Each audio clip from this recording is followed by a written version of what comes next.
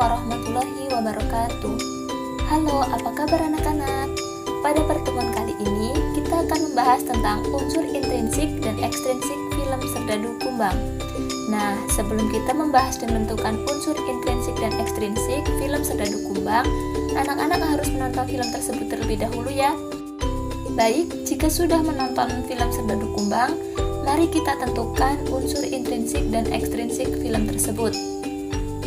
Anak-anak, ada yang sudah tahu pengertian unsur intrinsik?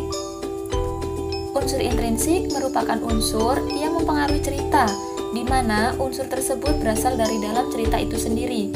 Nah, unsur intrinsik sendiri terdiri dari yang pertama ada judul,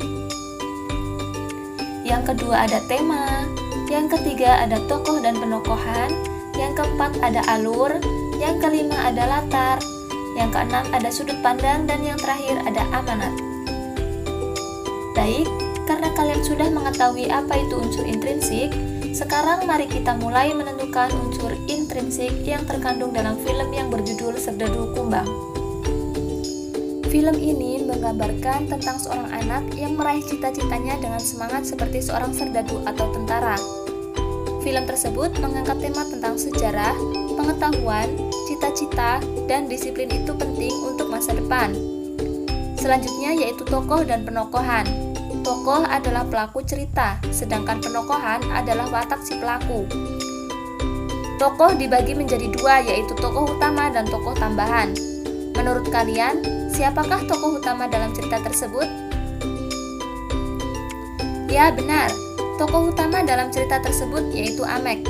Amek yang muncul pertama kali di dalam film dan menjadi pusat dalam film ini. Menyalahkan dirinya supaya teman-temannya dapat mengikuti ulangan. Menukarkan anak kambingnya dengan sebuah handphone untuk menghubungi ayahnya yang berada di Malaysia. Mendapat operasi gratis untuk mengoperasi bibir sundingnya. Lalu, setiap sore ia selalu berlatih menjadi penyiar berita yang profesional. Cerita tersebut selalu menggambarkan Amek. Watak tokoh Amek yang pertama yaitu jahil, dibuktikan dengan mencuri buah jeruk milik Pak Haji Idrus. Kemudian Amek juga baik, dibuktikan dengan ia berkata bahwa ia rela dihukum asalkan semua temannya dapat mengikuti ulangan. Adapun tokoh tambahan dalam cerita tersebut yaitu Umbe dan Acan dengan watak kadang-kadang baik dan kadang-kadang buruk. Kemudian ada Minun, kakak Amek yang berwatak perhatian.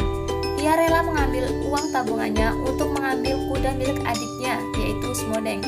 Pak Alim yang berkata kasar, selalu membentak murid-muridnya jika melakukan sedikit kesalahan.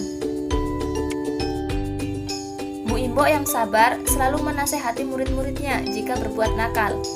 Pak Pin dengan watak sabar dibuktikan dengan tetap berkata baik walaupun ia sedang marah. Kepala sekolah yang berwatak netral atau protagonis tidak membela Pak Alim maupun murid-muridnya. Dan juga ada beberapa tokoh tambahan lainnya.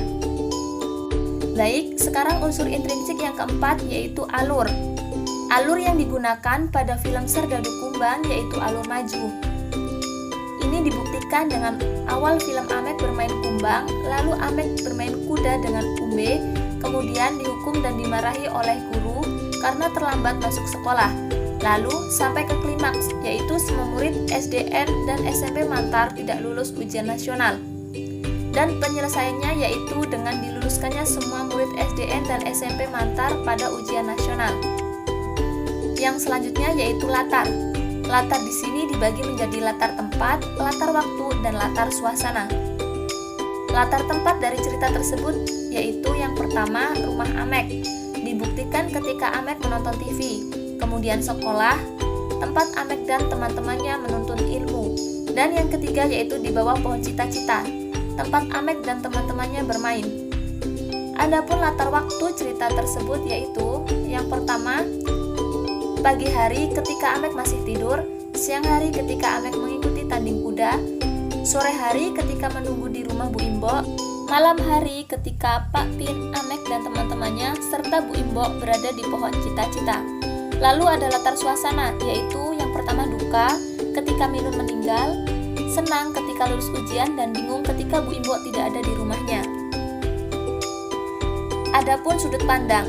Sudut pandang yang digunakan dalam cerita yaitu sudut pandang campuran. Penulis menempatkan dirinya sebagai orang pertama, orang kedua, bahkan orang ketiga. Nah, yang terakhir yaitu amanat. Amanat yaitu pesan moral yang terkandung dalam cerita. Apa ya kira-kira? Pesan moral yang terkandung dalam cerita tersebut yaitu yang pertama, berbuat baik pada siapapun.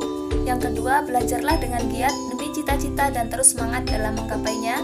Serta yang ketiga yaitu janganlah menyerah dalam hidup bagaimanapun kondisimu. Nah, itulah tadi unsur intrinsik yang terdapat pada film Serdadu Kumbang. Selanjutnya kita akan membahas unsur ekstrinsik. Ada yang tahu unsur ekstrinsik itu apa? Unsur intrinsik merupakan unsur yang berasal dari dalam cerita.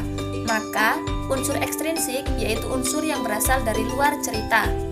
Unsur ekstrinsik merupakan unsur luar yang berada dalam sebuah cerita yang juga ikut membangun jalannya suatu cerita.